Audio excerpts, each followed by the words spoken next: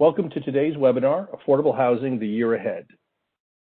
Before we begin, I'll cover a few of the logistical instructions. Today's call is being recorded. A copy of the recording will be distributed in a thank you message in the next few days. If you are interested in receiving CLE or CPE credits, we will be circulating the CLE or CPE forms in the thank you message following the program, and the CLE verification code will be mentioned during the webinar. Please follow the instructions and return the completed documents as specified on the forms.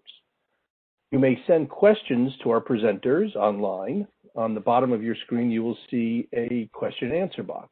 Actually, on my screen, it's off to the side, so maybe it's on the side for you too. Please type your questions into this box and hit send and submit them to the presenters. We will do our best to answer your questions as we go through this conference. Now, I'm going to try to monitor those. Also, a number of you have asked questions already, and we've reviewed those, and we're going to try to weave those into our presentation as we go as well. If you're experiencing technical difficulties during the webinars, please use the question and answer box to alert us, along with myself. Now, I am Richard Price, sometimes Richard Michael Price, depending upon how many Richard Prices there are in the room. And I'm a presenter, along with me today are my partners, Nate Cushman, Harry Kelly, Forrest Milder, Monica Sussman, and Steve Wallace. We're all with Nixon Peabody, and we all work with affordable housing or things related to affordable housing. I note that because Forrest works with a number of things. I'll now turn the program over to Monica and Steve for discussion of the proposed 2021 fiscal year HUD funding. Monica and Steve. Great. Thank you, Richard, and appreciate everybody joining with us this afternoon. We have over 300 people, and the attendees are still climbing. So, Susan, maybe you can advance the slide. And there we go. So what we thought we would do is kick things off with a review of Section 8 and HUD funding. We don't have all the HUD programs here. We've just selected a few that many of you, particularly doing affordable housing preservation, are interested in. And what we put up here is the fiscal year 2020, which was last year's funding levels, as well as what the House and Senate did during the committee process and on the floor of each chamber. The last column, FY 2021 Omnibus, is the final version. So those are the numbers that are in effect today. The fiscal year, as everyone knows, for the federal government is not the calendar year, but begins October 1 and goes through September 30th. And for, I think, the 14th or 15th year in a row, Congress failed to approve the appropriations to fund all federal programs and agencies timely. So we had 2 or 3 short-term funding bills, and it wasn't until December that the House and Senate could reach agreement with the White House on what 2021 should look like. Interestingly enough, the Senate usually gets off with the fast start on appropriations over the House, but this year they didn't do much of anything until after Labor Day. The House, as a matter of fact, approved all their appropriations bills before they went out for August recess. Whether that will change in the new Congress, which just began last month, since the White House and the House and Senate are all controlled by the Democrats, perhaps it'll make for an easier process. We'll have to see how that goes. But in looking at the numbers themselves, you can see there were increases for the most part in many of the key programs. You'll notice that public housing capital funding went down slightly. In part, that's because of the RAD program, which does not have a line item in the appropriations bill, but many of the capital needs are being resolved through the RAD program with the attraction of private capital, particularly through the tax credit and tax-exempt bonds and other funding mechanisms. So I expect that number will go down. But, the first two categories, Section 8 vouchers, renewals are up to $23 billion now. Section 8 project-based Section 8, we're now up to $13 billion. Between just those two programs, that accounts for well over 60% of the entire HUD budget. So you can see that, and that number is just going to grow candidly, in part because of the RAD program and the conversion to project-based vouchers or project-based rental assistance in the years going forward. The RAD 2 program also converted the old, is converting the old MOB rehabs and now PRAC, 202 PRAC properties, but the old RAP and rent sup contracts that were 40-year contracts, that part of the RAD 2 program is over with, and those deals are now completed. But you can see that if you look at the fiscal year numbers for the House and Senate, you can see that there's a lot of agreement for the most part between both chambers. And when it comes to affordable housing, oftentimes there's bipartisanship wins the day, which is highly unusual these days. But certainly when it comes to affordable housing properties, it has been relatively easy to sell. But funding needs will continue to grow, and appropriations will always be an important part of this program. So, Monica, did you want to highlight any particular funding issues before we get into some of the administrative provisions that were in the appropriations bill or not? The only thing I really wanted to mention is that while there's growth in these numbers, it's not as though, like, for example, on PBRA, it's not like there's new PBRA funds available other than, if you're doing like a RAD conversion, it's really, the increase is all due to sort of increasing rents. But it's not like all of a sudden there's a bunch of new units that are floating around, because a lot of people will say, oh, I'd love to get new Section 8. Am I on mute? I'd love to get Section 8, and you really, there's not new Section 8 to hand out. There is some Section 8 available from either opt-out or enforcement actions at Section 8 Budget Authority, but it's recycling existing authority as opposed to truly new assistance. Right. So that's why that renewal number for both vouchers and Section 8 project-based is very high. But we would love to get new rental assistance, but that's highly unlikely outside the RAD program. Interestingly enough, the Senate bill did include certain changes to the RAD program. RAD 1, it would have eliminated the current sunset for the program and increased the cap on the number of units that could participate in the program. But that got dropped in the final deliberations. So I would expect, Monica, we're going to see that back in the provisions going forward. And what the Biden budget looks like, we don't know yet. They're just coming into control. All the federal agencies in the fall begin to make their budget requests for what they would like to see. I would assume that the Biden administration, when it comes to HUD, will have some new legislative proposals and perhaps some additional funding for 2022, which is now the proposal that they're put forth.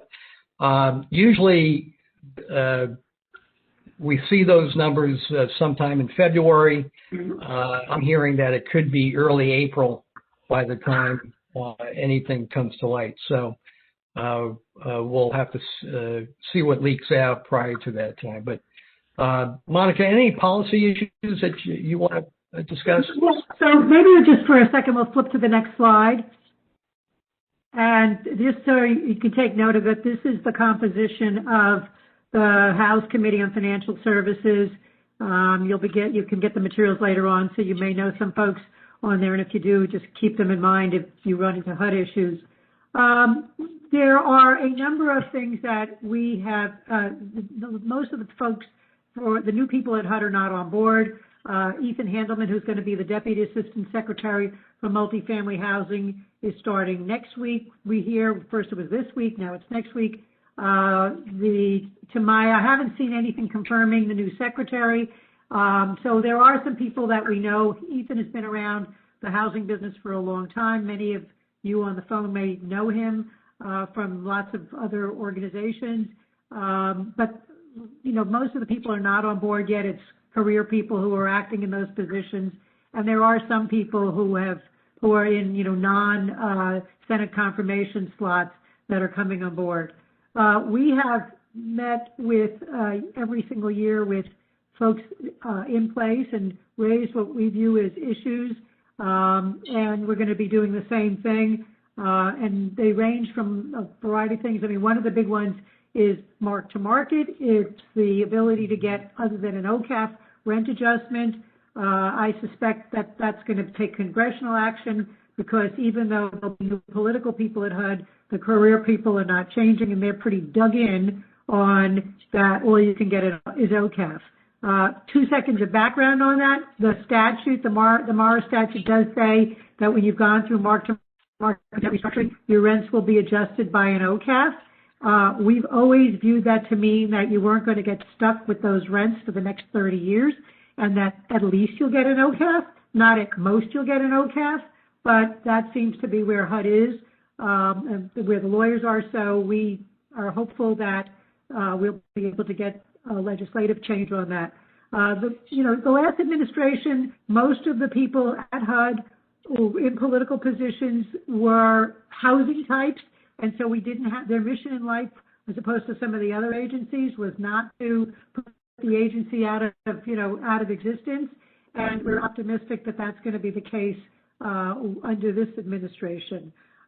Some other issues that we expect to see pushback on, and it's going to be a tough one, is Davis-Bacon. I mean, the Democrats tend to always be very supportive of Davis-Bacon. There were some glimmers of hope that, at least for the PBV program, Project-Based Action Program, we would be able to get out of some of the Davis-Bacon requirements that under the Obama administration got, sort of made more difficult. But we'll see what happens with that. I mean, it drives up costs and makes some of these properties very expensive and almost impossible to do. But stay tuned on that one. That's been a big and Monica, if I could just interject, back in the RAD 2 program for Rapid Rent Sup, towards the end of the program, the Obama administration had crept Davis-Bacon into that program as a requirement to convert to PBRA and PBVs, and we pushed back and they rescinded, but it was almost the end of the program. But it really, you're exactly right. It adds costs, it adds delay to the program, and just hinders the transaction. Yeah. Another one that we fully expect is going to come back is the Trump administration, eliminated I think Harry's going to be talking about the affirmatively furthering, and we expect that that's going to come back on the fair housing issues.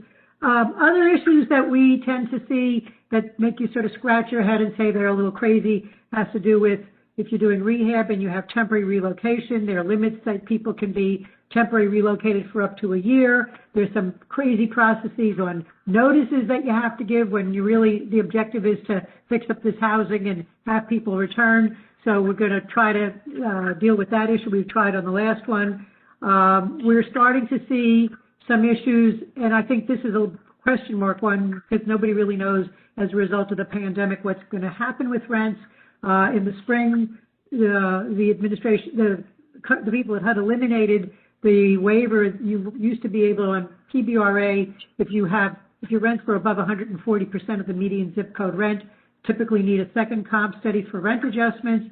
There was a waiver process if you were between 140 and 150. In the spring, they got rid of that 150, and they're back to 140. But, nobody's really clear as to what's going to happen with rents in any event.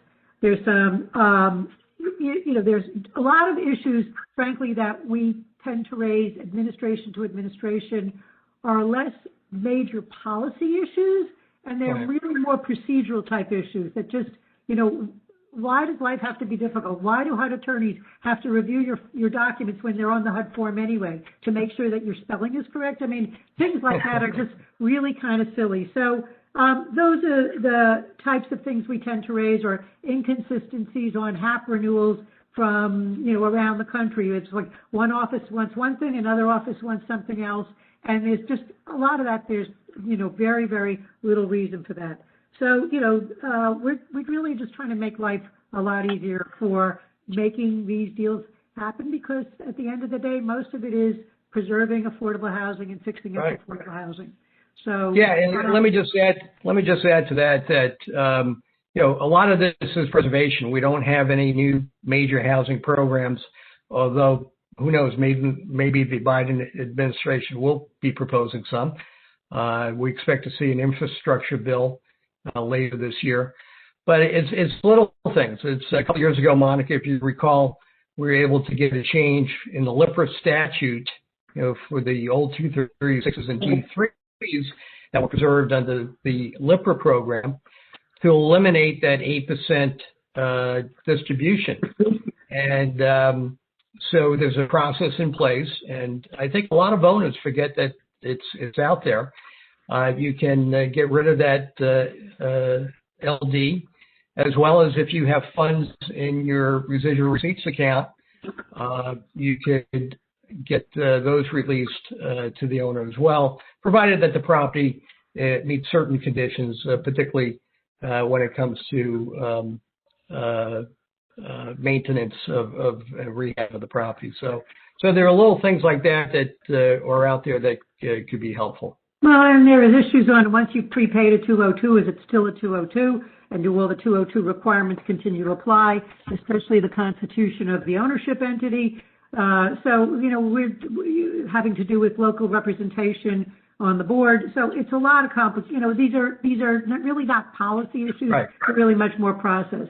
So I think with that, we're going to turn it to Richard. I do want to say, 202 is a senior housing. I'm in Florida, and I got second vaccine today because I'm considered a senior, even though I don't think I'm a senior, but I'm not going to say no. So it's a good day for me.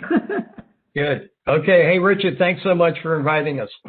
No, thank you. So Susan, let's advance it to the next slide and the next one.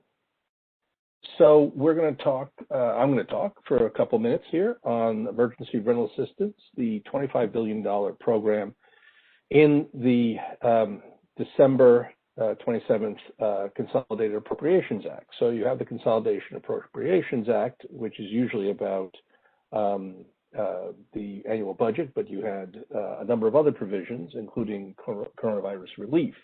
And the centerpiece for us in our industry, I think you'll find in multifamily rental housing, is the $25 billion fund. So basically, this was kind of a political deal as it was developed. It had a number of different origins that came through the legislative process, but in the end, there was a lot of a linkage between this rental assistance and the notion of extending the CDC, Centers for Disease Control and Prevention, the CDC order prohibiting eviction for non-payment of rent. The statute extended that to the end of the month. The CDC has already issued another order extending the order until the end of March. The Biden administration has, for some months now, issued a policy statement to the effect that they would look to extend the CDC order to the end of September. And I will not be at all surprised if we see the CDC order extended to the end of the year and past that. And a lot of that will depend upon the efficacy of vaccines and all the rest of that. So we have on this slide a couple of links at the bottom there, which will take you to the bill and will take you to the specific pages. The bill is only about 5,700 pages or so, but we wanted to try to give you something that took you to the language in case you needed it. Next slide, please. So the funds have already been distributed. If you go to the Treasury Department's website, and I'll show you that in the slide in a minute, you will see that there was not only a structure that the Treasury provided, but also that they've already begun at least the identification of the different jurisdictions. We're talking about U.S. territories, states, local governments with more than 200,000 residents, Hawaii homelands, Indian tribes, and so forth. And there's some complexity in Indian tribes, depending upon how they essentially opted in or out of some of the grants in the HASDA. And, if you have questions about that, we can talk about that in the sidebar. There were 426 counties and cities and towns that were identified as being eligible. Next slide, please. So, so basically, the eligible jurisdictions were supposed to have already applied. You'll see a link here, which provides a link to the Treasury website. Next slide, please. So basically, Treasury has issued a series of FAQs, and again, at the very bottom of this slide is a link to the Treasury website. Again, we'll be distributing the slides afterwards. When in doubt, in the meantime, if you do Google Treasury Emergency Rental Assistance Program FAQs, it'll take you right there.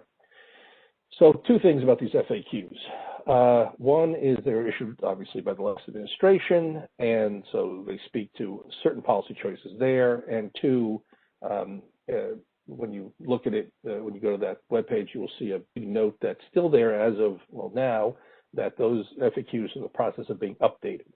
A number of groups did not like these FAQs, a number of trade groups and stakeholders. Some wanted them, have asked for them to be removed completely. They do make things a bit more difficult. So, for example, by statute, the Emergency Rental Assistance, the ERA program, allows either tenants or landlords to apply for the rental assistance. The statute says basically the landlord has to advise the tenant so that, you don't have landlords and tenants applying for the same thing, so you don't have landlords applying without the tenant's knowledge and maybe asking the tenant to also pay and double dip or things like that. It's just, pretty logical step. That's sort of transmogrified into the FAQs into a fairly substantial amount of data that the tenant must provide and certify to. So, this gets to be really complicated all of a sudden. Plus, the agencies have to conduct reasonable outreach about this program. But that's really a certified letter, certified mail to landlords and utility providers with 21 days notice and an opportunity to respond. If the landlord doesn't respond or doesn't get the notice, they move on from there, maybe to the next person. So there are some minimum boundaries here, but not too terribly many. Next slide, please. So who qualifies and how? So basically, an eligible household is a household that rents housing, that has one or more individuals, and one or more individuals qualifies for unemployment or has experienced a reduction in household income, incurred significant costs, experienced financial hardship due to COVID-19. A lot of that language sort of mimics the CDC order. at least one person in the household demonstrates a risk of experiencing homelessness or housing instability. It actually goes on at some great length. What it comes down to is if you may be dislocated. It has a household income at or below 80% of the area median income, basically is defined by HUD or an individual taxpayer's IRS Form 1040. Next slide, please. And again, who applies? In theory, it's the landlord, must notify the tenant. The funds will be paid directly to the landlords or the utility service provider, if that's the case. One more slide, please. And minimum requirement, let's see, there is basically the rental assistance can be up to 12 months of assistance. There could be an additional 3 months of assistance for a total of 15 months if the agency so provides. Monthly income must be supported by source documentation for at least 2 months prior to the application submission. And if I can just have you do the next slide. Okay, applicants must attest in writing, as I noted. Tenants must also demonstrate risk of instability, which I noted. And while the household does not need to be current on rent or expenses, arrears are not covered before this. The arrears that occurred before the state of emergency, March 13th, are not covered. Next slide. So priority should go to eligible households who are unemployed for 90 days prior to the application for assistance under ERA, and households with an income at or below 50% of area median income, and that household income is based upon 2020 calendar year income or monthly income as redetermined every 3 months. And one more slide. Okay, rent, utilities, and arrears. These funds may be used for rent. They could be used for utilities. Utilities do not include telecommunications, phone, TV, internet, and things like that. Good question. How does one in a modern economy maybe apply for a new job, maybe maintain their job, maybe work from home if they can't use this money to do that? A really good question. That I would think is a flaw in the instructions, not the statute, but the instructions. The priority appears to be for arrears, but the language, and particularly the language in the FAQs, is kind of a little cutesy on this. Cutesy is a technical legal term, by the way. A little cutesy on this. And what they do is they are incentivizing people to pay enough money so that they're not going to be threatened with eviction. Again, you have the CDC order anyway, but not going to be threatened with eviction and not going to have their utilities cut off. But there isn't necessarily a requirement to pay all of the arrears first. And this has led, in particular in California, to a proposal to fund the program, but give priority, or at the very least, but also fund landlords that are willing to forgive 20% of the rental arrears. So we've already seen a little bit of gamesmanship, if you will. One could argue extending the money. Another, from where I sit, it's sort of playing around with what bills to pay first. And indeed, the FAQs provide that once the household arrears are reduced, the grantees are only permitted to provide future assistance up to 3 months at a time. So not eliminated. Arrears aren't eliminated, but reduced. And then essentially households can apply for every 3 months. Next slide, please. So we need more clarity. The Treasury FAQs are a bit confusing. But here's the thing about this sort of a program, and it's something that we've been working on and working with others, and there are certainly a lot of advocates and good amount of energy there trying to educate members of Congress and the new administration and the old administration that basically simplicity is best, but this process really creates it's meant to dovetail into existing structures from the federal government, state, and local, but really what you have is an effort to create a new set of programs that's going to, that takes a little bit of time. So, and that's going to vary from state to state as they, add on to or interpret some of these provisions, and we're all going to find out together how each of the states do that. As I say, California has already issued something quite interesting with that 20% rent forgiveness provision. Applicants, again, can apply with or without arrears, but the FAQs seem to say if you have arrears, you're prioritized, but maybe not. So again, we're going to find out a little clarity as we move forward, and Treasury is updating.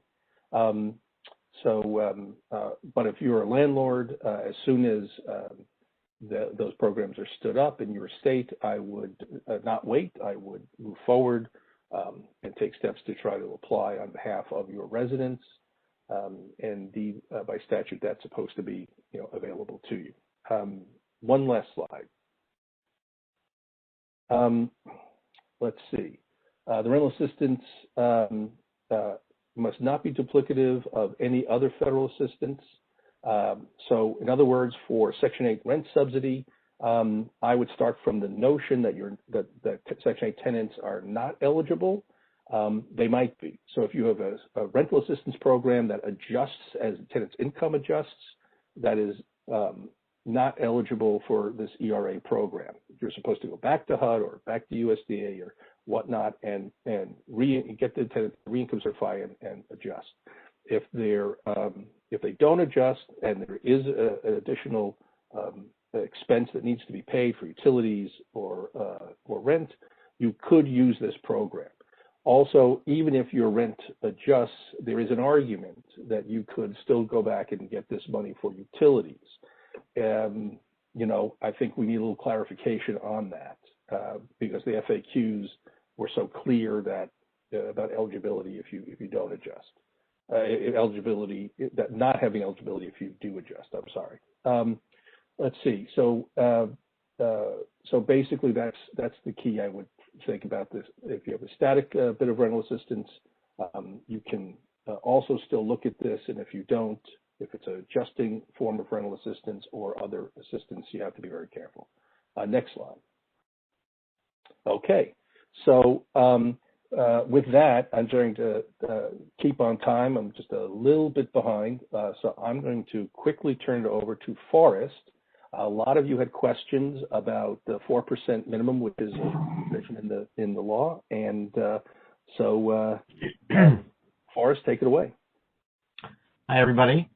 I've got the honor of we have been blessed with 3 different major tax things that came out. So I'm going to go through a series of slides, of which the first one is the 4% minimum tax credit rate. We'll also be doing the IRS extensions and income averaging, which are the 3 things that have turned up in the last month and a half. The 4% minimum tax credit rate has really gotten a lot of attention.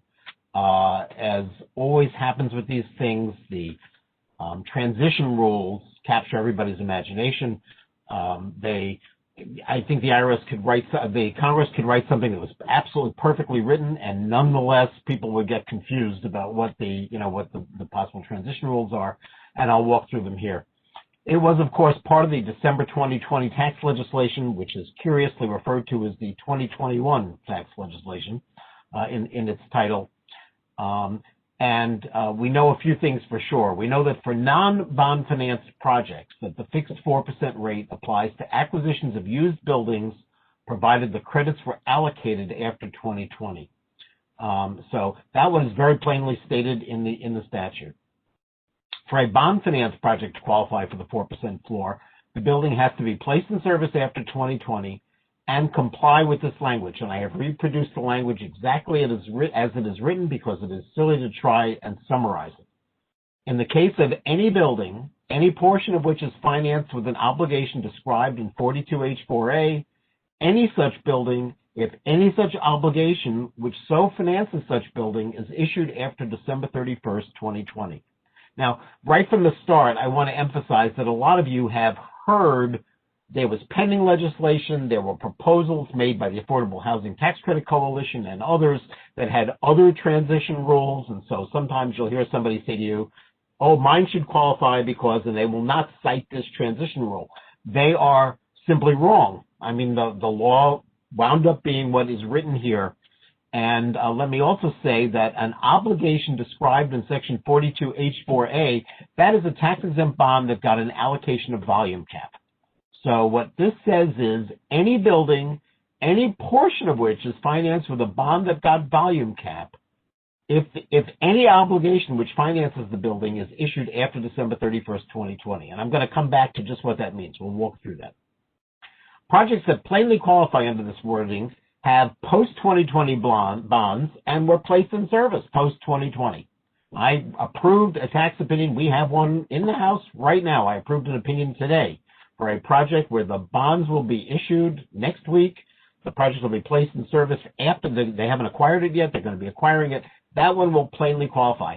And let me say, on top of everything else, that this is what has gotten everybody's attention is transition rules.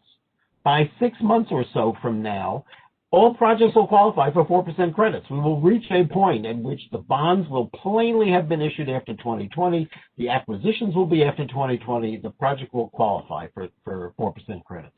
It is right now where we have stuff where some things were done in 2020, and some things were done in 2021, and that's why people are wondering whether or not they're going to qualify. Next slide, please, Susan. Can we get the next slide? There we go. So what about other fact patterns besides the basic one I gave you?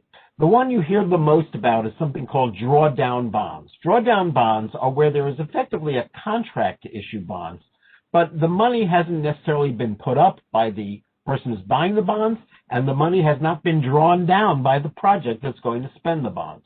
So basically, these might be bonds that were issued last year or even 2 years ago in a common sense kind of way. They were contractually agreed to, but the money has not changed hands yet. There is a definition in the tax-exempt bond world, not in the Section 42 world, but in the tax-exempt bond world, that would suggest that issuance doesn't happen until the money is actually pulled down. And so you'll hear a lot of bond lawyers taking the position that, gee, the bonds have not been issued, and if you take the money down in 2021, then you have gone a long way towards qualifying for 4% tax credits.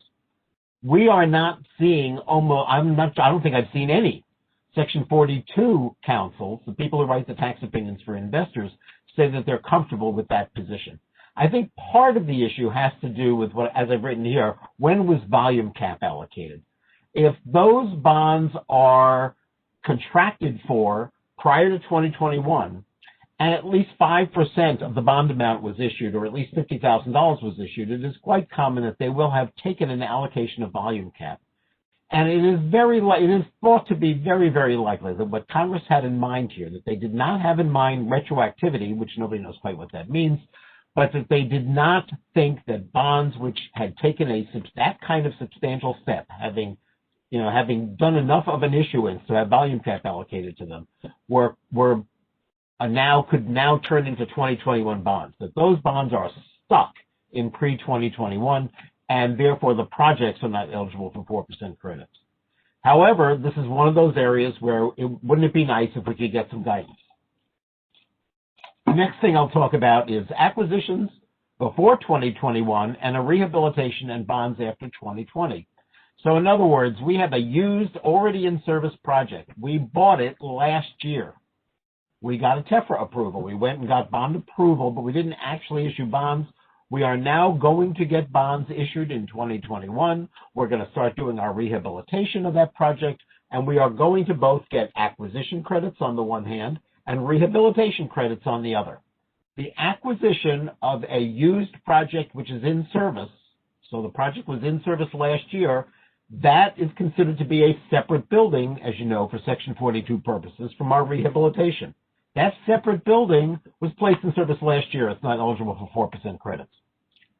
On the other hand, the rehabilitation is both bond financed and placed in service after 2020, and therefore seems to qualify for 4% credits. And as I said before, there's a sort of a two-building kind of theory here in Section 42, where you treat the rehab different from the acquisition, and therefore one of those might qualify for, say, 3.1% credits, while the rehabilitation will qualify for 4% credits. The next possibility is, can you issue more bonds? I have been an advocate for, Susan, if we could go back a slide. You'll note in the language, in the case of any building, any portion of which, any such building, if any such obligation. Now we can go forward again. We have 4 different uses of the word any in that sentence. And it suggests that if you had any bonds at all that were issued post-2020, you should be able to qualify for 4% credits. There's been a real reluctance from people to go out on the ledge with this. As I said before, there is the notion that Congress didn't want to see anything done retroactively. And the response might be, well, if you didn't want to see anything done retroactively, then those 4 any's in the transition rule should have been no, provided that no bonds were issued before 2021. But they didn't write that. They wrote any. And there is actually a fair amount of law on the question of, do you go with legislative intent or do you go with what they actually wrote? And of course, you're supposed to go with what they actually wrote. Nonetheless, as of now, we know that there are at least 2 states, I've got California and Georgia listed here, who have said if there are any pre-2021 bonds, then don't come asking us for 4% credits. I, on the other hand, based on the analysis that I have suggested, you have pushed for. I don't know that we're at the point yet of being able to get truly comfortable, but have pushed for that if you have at least 5% of your bonds issued after 2020, that would seem to be any bonds issued after 2020. I think that there's more to follow here, and it's going to be a matter of whether or not people can get comfortable. I particularly want to emphasize here that the fact that your tax credit counsel might write you an opinion about this is not going to protect you from the IRS issuing guidance that says that adopts a different theory. It's not going to protect you from something coming out of the Congress that says a different theory. And it's obviously not going to persuade California and Georgia, where they have already written something saying that any bonds at all that are prior to 2021 condemn you to the below 4% credit. The next issue is 42M letters. 42M letters are the letters that are issued by the state agency which say that you have the right amount of credits, that this is the right amount of financing that you need to come from tax equity. And we continue at this point in time, here in February of 2021, we have a certain amount of state agencies which issued 42M letters for projects last year based on 3.1% credits, and suddenly we get jumped up to 4%.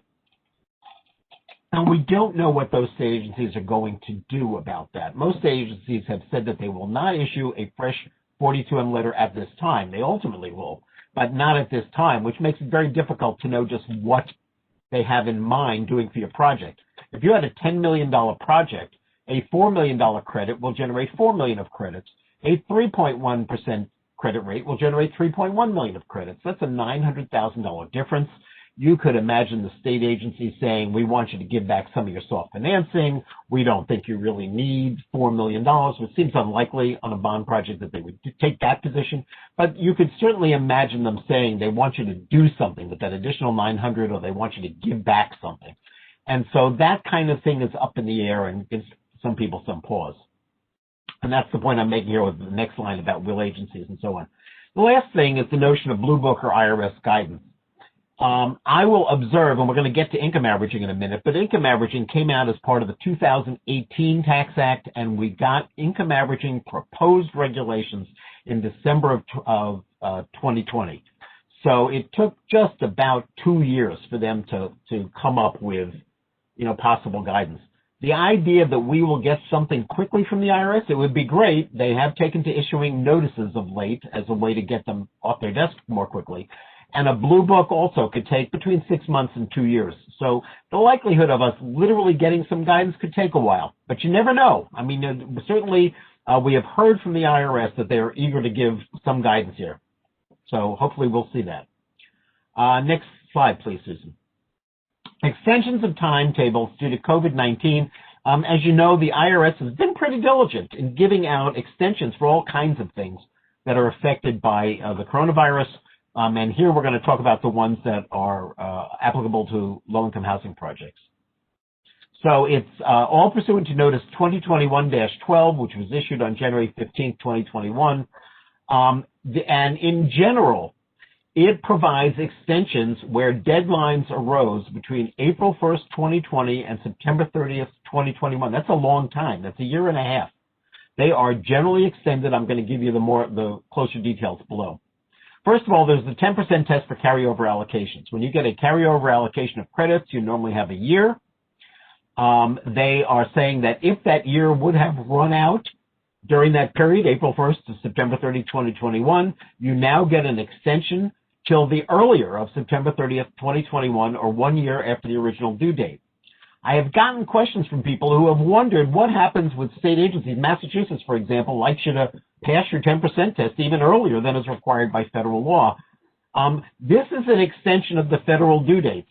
So I frankly can't say which one governs as to whether or not the federal extension would govern or the state would govern. I would think that in some ways the state is giving you the credit. They can decide what they want to do here. But this extension certainly would give you till September 30th, 2021, or 1 year after the original due date. Also, the place in service by the end of 2020 requirement. If you got a carryover allocation in 2018, then you have 2 years to get your project in service. You now would have till the third year, till the end of 2021. That's a wonderful thing from federal law. Don't forget that if you have a partnership agreement that required you to get the building in service by the end of 2020 so the credits can be claimed, that now you're pushing it back. So you better read your partnership agreement and make sure that you know what your obligations are. It extends the 24-month period to meet the 20% or $6,000, and that $6,000 gets adjusted for inflation, to meet the 20% or $6,000 per unit rehabilitation test, again gets pushed out to September 30, 2021, or 1 year. That is the amount of time. If you had a $10 million project and it was used, you'd have to spend at least $2 million rehabilitating it, or $6,000 per unit, and this is now giving you some additional time if your 2 years would have run out. Bond finance projects extends the 2-year period to spend bond proceeds, again, till September 30, 2021, or 1 year if less. It also extends the time by which you have to show that you're complying with the 2050 or 4060 tests for certain bond finance projects. That one's a little bit more complicated, and I don't think we have the time to get into the fine-tuning there. Next one, please, Susan. The reasonable restoration period, this is a biggie, and this one continues to be on the top shelf of people like the the Affordable Housing Tax Credit Coalition. This is the amount of time that you have to recover both from damages which are to your particular project, like a fire, and also where we have national emergencies. The national emergency is normally up to 25 months. The ones where you have a local fire kind of problem, you usually have till December 31st of the year. This is now giving you 1 year from the original end date, but not beyond December 31st, 2021. And then you'll notice this odd wording. The agency can decide to shorten or not give this extension. I'll note that this is sort of the opposite of the way we normally think of these things. Normally, for example, the agency can give you up to 25 months to finish things. This is basically saying that they will give you a year and not beyond December 31st, 2021, but can decide to shorten it. So I would say that when we have the 25-month rule, it is you should be nice to the agency because you want them to give you the maximum possible extension. This is almost the opposite. This is the agency would have to hate you to want to shorten the extension. So hopefully this means that in general, the presumption is that you're going to get the longer time. The next one is extend the correction period, normally 90 days or 6 months by a year. So this is now you have some problem with your project and the agency says to you, fix it. They normally give you 90 days. You can go back and ask them for an extension of up to 6 months. This now gives you up to a year, but again, not beyond December 31st, 2021. And again, the agency can decide that they hate you and that they think you're really abusing the privilege and that they are not going to give you this extension. Inspections, compliance monitoring, income recertifications they're on hold right now, but must be resumed no later than October 1st, 2021. The next one's sort of obvious. Common areas unavailable due to COVID do not reduce basis. This must have been people who were really worried about something. that, if we have COVID says we don't want people congregating, that somehow that might mean that the IRS would be really, really evil to people and say that they couldn't claim a tax credit because the government said you shouldn't be using your common space. But this is a very obvious result in my judgment. QAP hearings, that's the qualified allocation plan, can be held by toll-free conference call. They're only supposed to be in person. We now again have the ability to have medical personnel and essential workers can occupy housing, even though they're not low income. This is very similar to what we've done in hurricanes in the past. Those two revenue procedures are the guidance for how that was done in the past, and they are specifically mentioned in this notice. Next slide, please, Susan. There is one extension that is different from all the others, and it has gotten a lot of attention. It says that qualified basis for the first year of the credit period is calculated including any increase in the number of low-income units by the end of the 6-month period after the close of the first year. So let's suppose that you had a 100-unit project and you got 70 of the units in service by the end of 2020. And you got the other 30 units in service sometime during the first half of 2021. Normally, the 70 units would qualify for 10% credits, and the 30 units that you placed in service in the second year of the project would qualify for 6 2/3% credits. You have to claim them over 15 years instead of over 10. This is enabling you to get 10-year credits for all of the units, because the ones that are done in the first half of 2021 are treated as if they were placed in service on December 31st, 2020. Now, treating them as if they were placed in service on December 31st, 2020 does not mean that you get to claim credits on all 100 units for 2020 going back to whenever you first started placing units in service. We get a lot of questions on this one. There are nonetheless some really open issues here. So do you get any 2020 credits for 2021? You could make the argument that if the credit basis is increased on December 31st, 2020, and if the building was in service in 2020, then you get credit for those units because of the way you can read the code. People have observed that the way the transition rule is written in this notice does not contemplate you being able to do that. And I would say it is very unlikely that the IRS anticipated that you'd be able to do that. I think all they are saying is that you are entitled to treat these as eligible for claiming credits over 10 years instead of 15. So, and in fact, I've spoken with the people. There was a particular project in New York City that asked for this extension and was almost surprised when the IRS gave it to them. Do you get a full year for all your 2021 units? Well, so let's suppose, again, to go back to my illustration, we had 70 units placed in service in 2020 and 30 placed in service on February 1st of 2021. Normally, you might think that that would qualify them for 11/12 of the credits. However, the rule that calls for month-by-month allocations of tax credits only applies to the first year of the credit period. There is no code section that says that if you place units in service in a later month of the second year, that you don't get a full year's worth of credits. So it may be that the IRS is going to say, our hands are tied here. You're entitled to a full year's worth of credits. Aren't you lucky? It's also possible, though, that the IRS will say, while we were being nice guys and letting you treat the 2021 units as if they were placed in service on December 31st, that is only for the purpose of 10-year credits. We're still going to call for 11/12 on my illustration of credits in the second year. We really don't know the answer to this question. I would say, as a matter of law, the better answer is you get a full year's worth of credits in the second year. That is the way the code reads.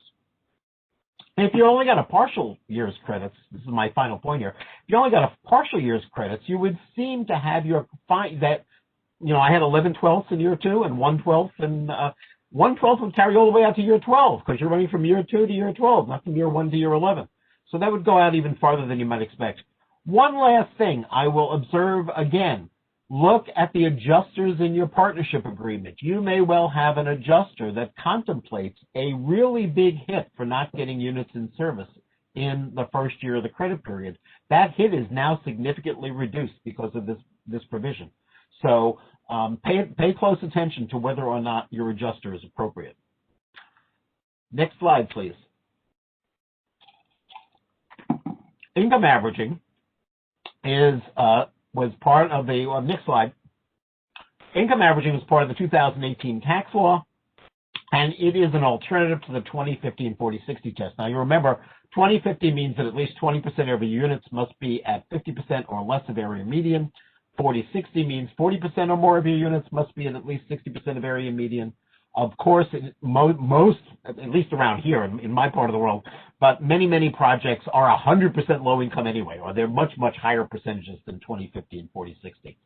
And so this was a request that came from a part of the tax credit community that asked that you should, in addition to 2050 and 40/60, be able to have units which were higher than 50 or 60.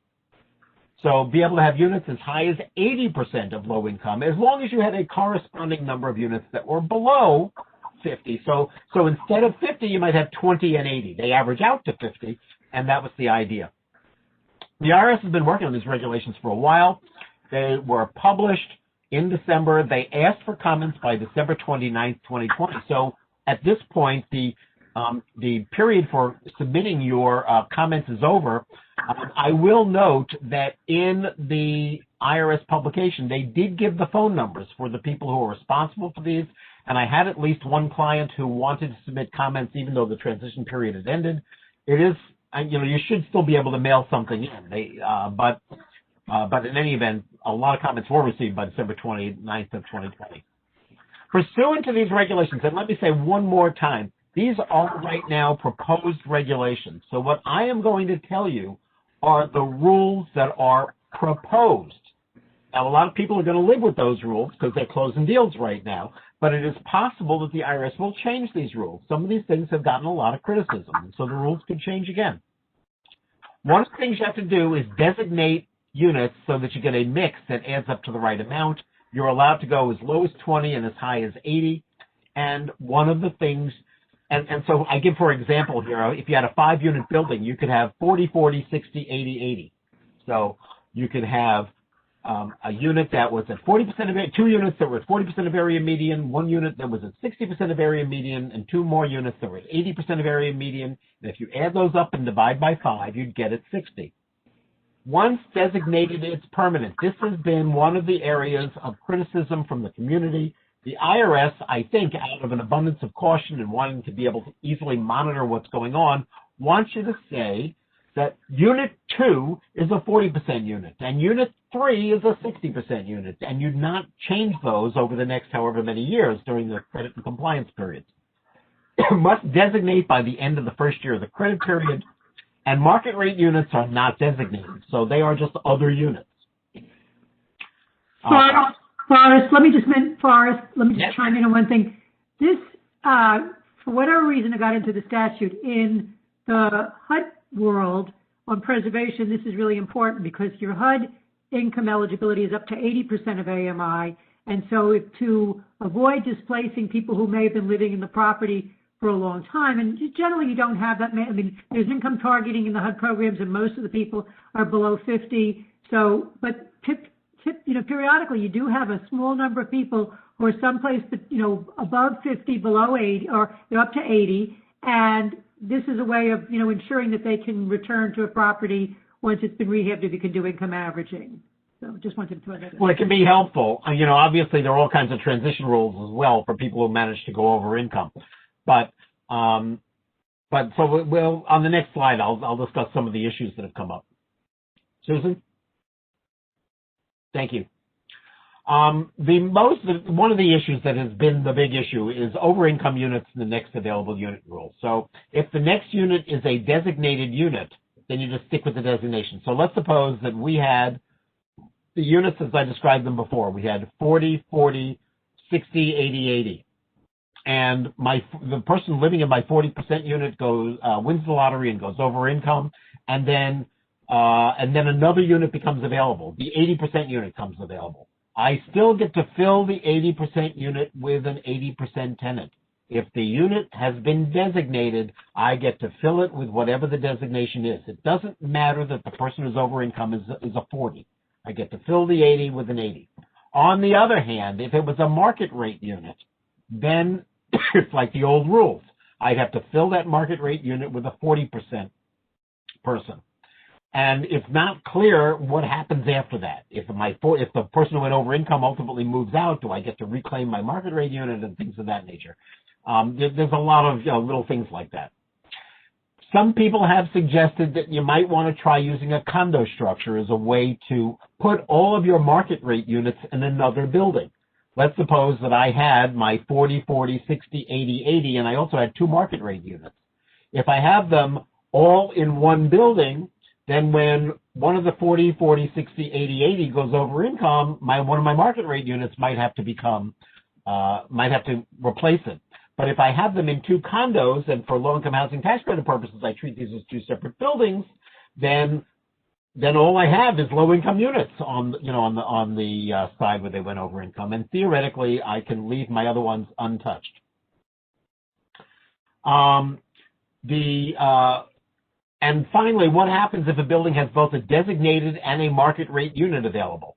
So we can have a situation in which both kinds of units become available. Can I fix the problem? Let's suppose a 40% unit becomes, an 80% unit becomes available and a market rate unit is available, and I've got a 40% unit that went over income. Can I say, oh, I'm going to just fill the 80% unit. It's my next available unit. I'll fill it with another 80% tenant, and now the pressure goes away. Or will the IRS require me to fill the market rate unit? I have been noted that we've been running probably about 3-4 minutes a session over, and we're thinking that we might run a few minutes over. So I just wanted to give people warning that, that this could run a few minutes extra.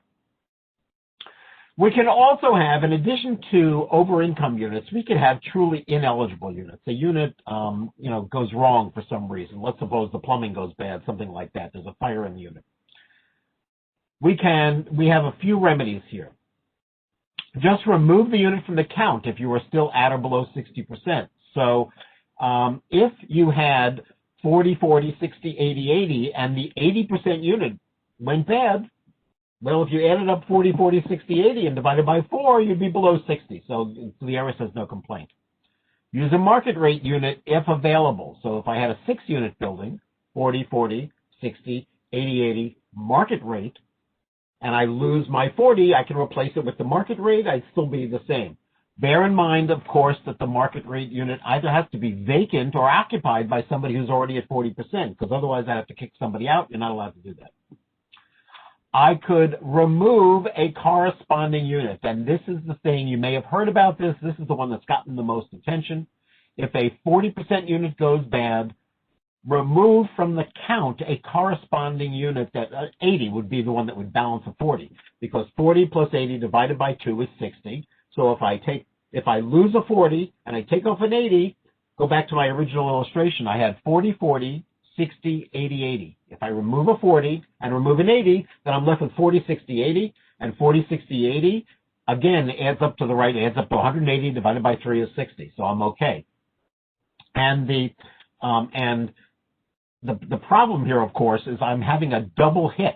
I'm losing 2 units instead of just 1, and there's been a lot of upset about that. A lot of people say that, yes, an 80% unit is higher than 60, but under income averaging, it is now a designated low-income unit. The overall project was low income. The 80 was designated to be part of that project, and it should count anyway. So we're waiting to see what the IRS is going to do with that. You have to fix anything that goes wrong within 60 days after the end of the year. What about audits many years later? Suppose that you have a unit which the IRS determines in an audit 5 years later. The audit starts 3 years later, you get extensions of the statute. Many years later, the IRS says, that unit was no good. How do you possibly designate a corresponding unit within 60 days of the end of the year?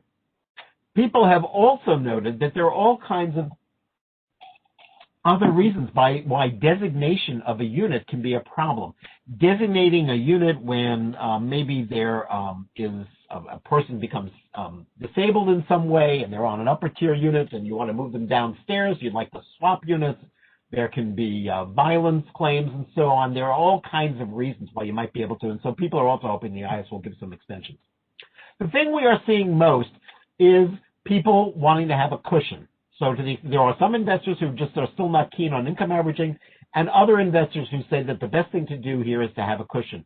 If instead of doing 40, 40, 60, 80, 80, you did 40, 40, 40, 80, 80, then you would be below 60%. And if one of your 40s went over, you might still be okay. Now, when you're down in 5 units, it's hard to make the math work.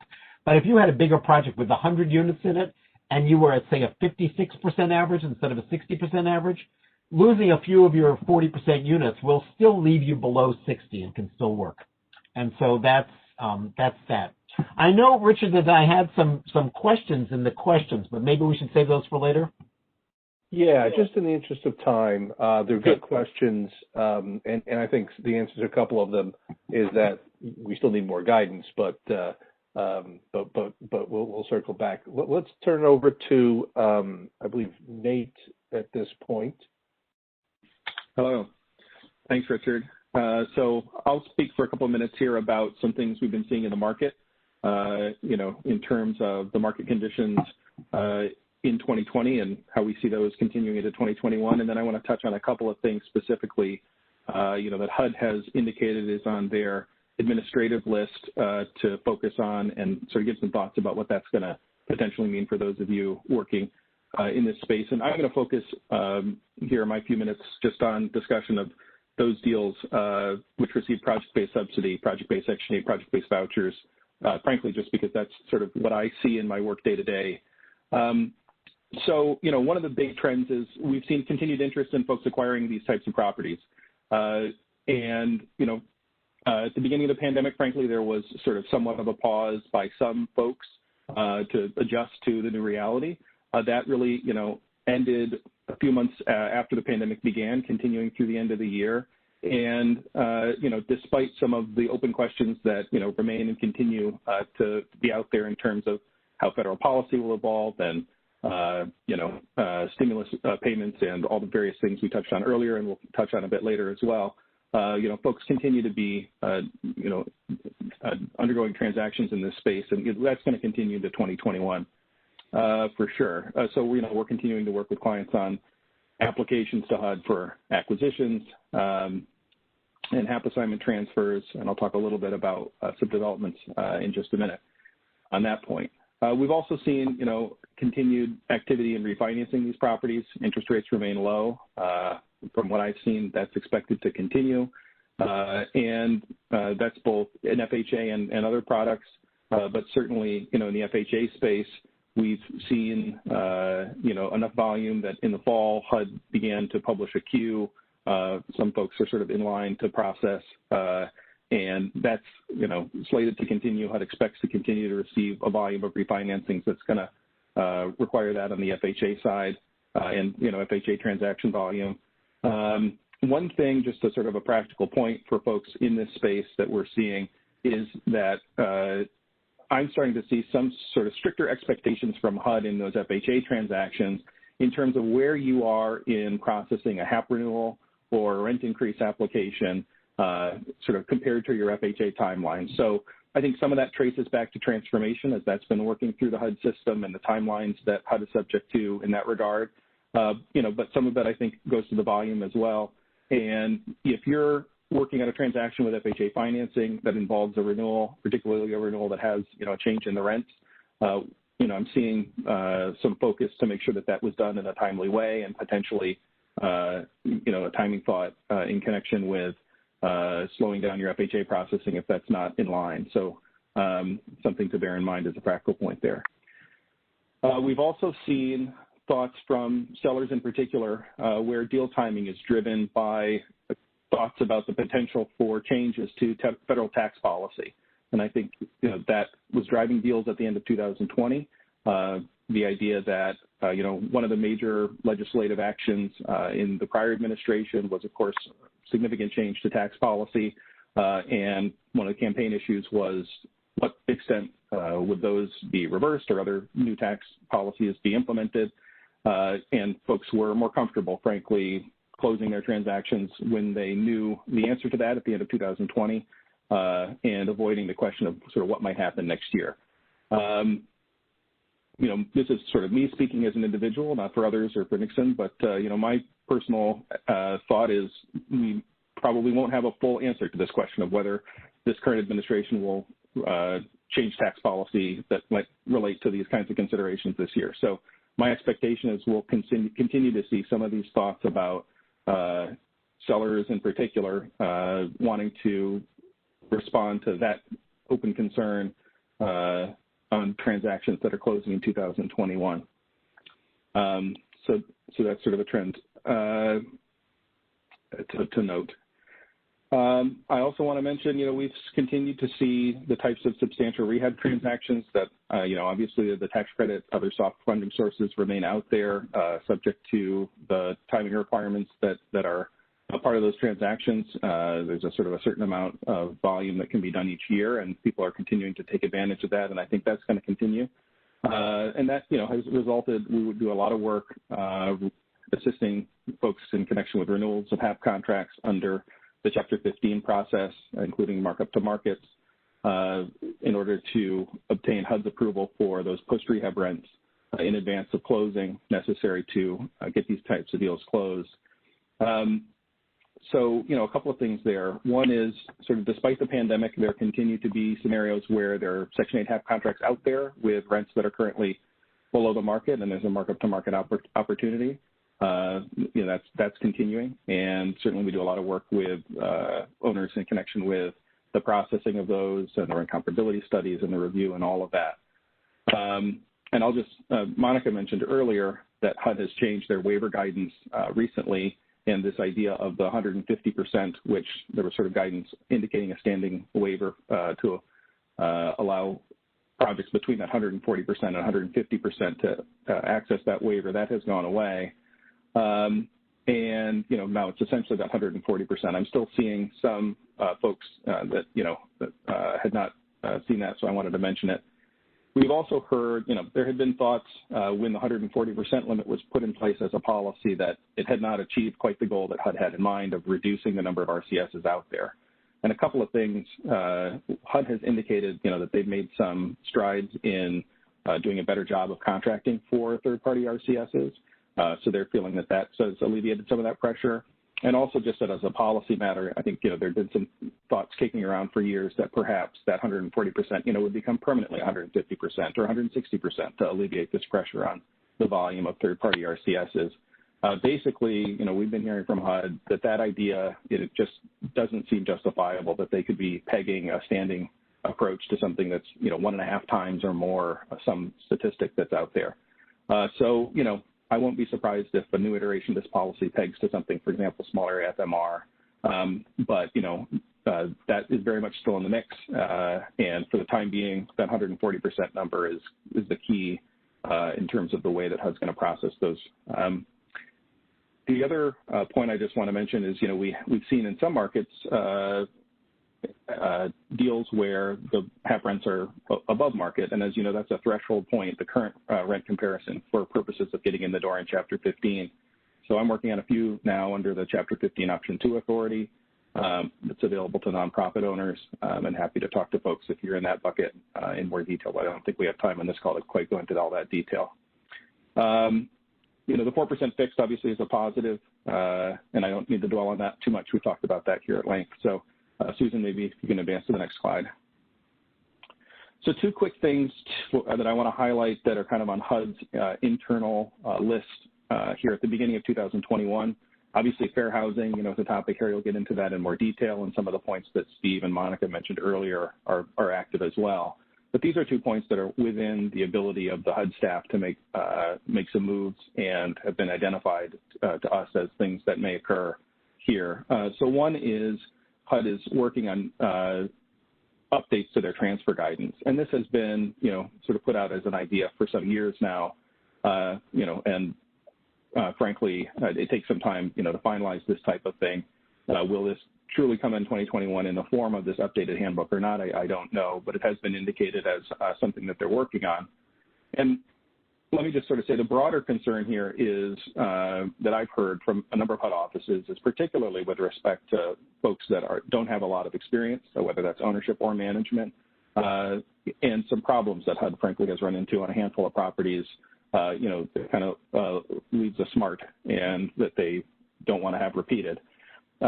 And that idea then transfers over to scrutiny for anyone doing a transfer. So, some offices are increasing sort of the process that they use to just get to know new owners, in addition to the applications that we put in. There are some ideas for additional requirements floating around out there. And whether this turns into a handbook chapter or not, I've also heard from some HUD folks that perhaps it'll turn into, just additional procedures office to office or additional thoughts from headquarters out to offices. So we're going to be tracking closely, how this develops, how each HUD office implements sort of this idea throughout the year. And, as you work on acquisitions of HUD properties, certainly, that's something we'll be paying close attention to, sort of how that's going to roll out. The other thing I just want to flag for folks is further HOTMA implementation. So I've got an acronym there with no explanation of what it is, but for anyone not familiar, HOTMA was the Housing Opportunities Through Modernization Act passed in 2016. And that's really focused on the project-based voucher program and giving some additional flexibility to owners. And this ties in with, other scenarios in which PVVs are out there, whether that's RAD, certain prepayment actions. I'm working on a number of prepayments of pre-1974 202s, which can obtain project-based vouchers through a process there. And HOTMA, gave a number of flexibilities. Again, the law was passed in 2016. HUD then assessed which of those provisions implemented were self-implementing. In other words, the statute allowed people to take advantage of them. But a lot of the flexibilities within HOTMA, HUD determined were items that HUD needed to give further guidance before they could be implemented by housing authorities and owners. And a lot of that was implemented in the years following, but there are some big ticket points that are still out there. So what we've heard is that there's an implementation, further implementation action sort of waiting for review by the new administration that is going to come out. And my hope is it touches on some of these remaining big picture points. One is HOTMA allows housing authorities to adjust PBV rents by an OCAP, which would give an owner more predictability in terms of their rent adjustments. So what that might look like, we may have an answer to that later this year. Another is to allow for a site-based waiting list. Current policy, if you have a project and would like to have a waiting list separate from the general wait list that the housing authority controls, you can do that, but you have to house it at the housing authority, and it can be challenging for residents to figure out, how to apply to your specific property on that PBV contract. This HOTMA would allow for a site to manage its own PBV waiting list, so it would be helpful for us to see some guidance to allow people to do that in practice. And the other big ticket concept that's sort of out there yet to be implemented is there's an idea in the statute of rather than, I have straight to AHAP on the slide, that's a typo, it should be straight to HAP without the AHAP. There's an idea in the statute that rather than doing an AHAP and then upon completion going to the PBV HAP contract, you can be allowed to go straight to the PBV HAP contract. What exactly is going to be involved in that is an open question. For example, as was mentioned earlier, will that involve the same level of data spaking compliance, environmental compliance, those types of things? Frankly, hopefully, from my perspective, there will be some additional flexibility. That seems like the value in that ability, but, in this administration, unclear. So with that, I think I've exceeded my time. Let me turn it back over to Richard. Yeah, let's just go straight to Harry on eviction moratoriums. Thanks, everybody. If you have been paying attention to the history of eviction moratoriums since the original moratorium last springtime in the CARES Act, a lot of this will be very familiar to you, so I don't think we need to take a whole lot of time. As you all recall, back in the fall of 2020, the Centers for Disease Control announced an eviction moratorium. That moratorium was extended through the end of March pursuant to the Consolidated Appropriations Act, and the understanding is presently the Biden administration hopes to further extend it to the end of September of this year and possibly even longer. Next slide, please. The basic format and structure of the moratorium hasn't changed very much. It continues to restrict eviction for any covered person, we'll talk about that in a second, from any residential property.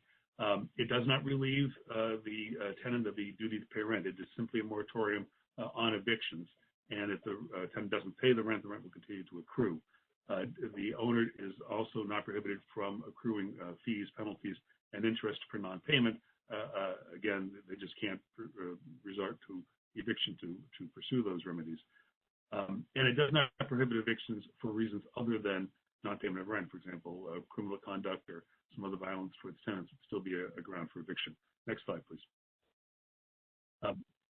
Who is protected? Who are the people that are protected? A covered person pursuant to this is somebody who submits a declaration. We'll talk about that just in a second. But that's the triggering event. To take advantage of the eviction moratorium, you must deliver a declaration that contains certain critical information to the landlord or the other person who has the ability to essentially initiate an eviction. And an eviction means any action for possession of a unit. And as I said, the restriction applies to any person who has the legal right to pursue eviction, not just to the owner, but to any person working for that owner. Next slide, please. What do you have to do to certify in this declaration? What do you have to say? What are the magic words? Well, there are a couple, and they are critical. There is a form out there. The form is available pursuant to the link on the side of this page, and will be live in the materials after the call today. The tenant has to, or the person who's certifying, must certify that they've used their best efforts to obtain government assistance, that they earn no more than $99,000 in annual income or $198,000 filing jointly, or that they were not required to report any income in 2019 to the IRS, or that they received an economic impact payment, a stimulus check, last year pursuant to the CARES Act. Obviously, that covers an awful lot of people. They must also certify that they cannot pay their full rent due to substantial loss of income or extraordinary out-of-pocket medical expenses. Note that they do not have to say that the lost income is directly related to COVID-19. It's any substantial loss of income. That they're using their best efforts to make timely partial payments, and that they would likely become homeless or be forced into some congregate or shelter-type facility if they were evicted. Next slide, please. Just so that you understand the complete rule, there are other evictions moratoriums that are in place, and the CDC moratorium exempts any state or local, territorial, or tribal area with a moratorium on residential eviction that provides equal to or greater protection than the federal moratorium. And it doesn't preclude any of those jurisdictions from adopting stricter rules. We're going to go directly to the next slide. Just so you also understand or also recall that the government-sponsored entities, Fannie Mae, Freddie Mac, also have eviction moratoriums built into their ongoing forbearance provisions, and those forbearance opportunities have been extended through March 31, 2021. That can involve new or renewed forbearance similar to those opportunities that were offered during the outset of the pandemic. And in exchange for getting this mortgage forbearance, the borrower must agree to certain terms. For example, they must agree that they will not pursue any evictions for non-payment of rent during the forbearance period. So if there's an extended period of forbearance and repayment, that eviction moratorium will apply during the repayment period. And unlike the CDC moratorium, the borrower cannot charge late fees or penalties during this period, and they must extend, in some instances at least, the notice period before undertaking, vacating filing the notice to vacate. Next slide, please. We're going to switch gears and talk a little bit about the where we are statistically in this. There's competing information. If you look at, for example, the rent trackers that are out there, they show that there's still a very high level of compliance. People are still paying their rent. Indeed, I think the most recent information from NMHC is that the payments for February of 2021, as of the 6th of the month, are actually running higher than they were last month in January. However, there is other statistics out there, including a report from the New York Times over the weekend of a study by Moody Analytics that indicated that there was at least $53 billion in unpaid rent, utilities, and other fees arising since the beginning of the pandemic, and some reports are much larger. So it doesn't appear that the rents are completely cratering or that there's a tsunami of delinquencies, but that doesn't mean that what's happening out there is not extraordinarily painful and that the relief is not urgently needed by families who, for example, are paying their rent but going without food, or maybe taking in boarders to help themselves meet their rent. Next slide, please. So let's also just touch briefly on fair housing issues. For many years, fair housing issues were settled. It really was a fairly clear and settled area of the law.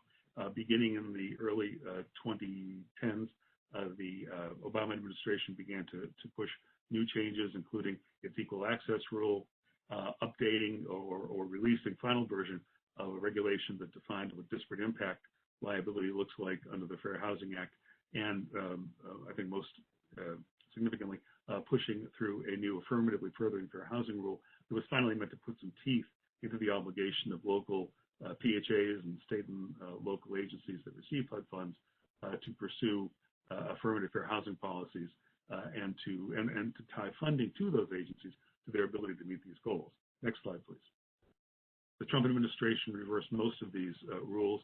The affirmatively furthering fair housing rule was cut back. This was an important part of the campaign last year, where the arguments were made that by removing this rule, it would result in lower income families not moving into suburban neighborhoods. The disparate impact rule was extremely reworked to address developments from Supreme Court and other litigation that significantly cut back on the ability of plaintiffs to bring such cases.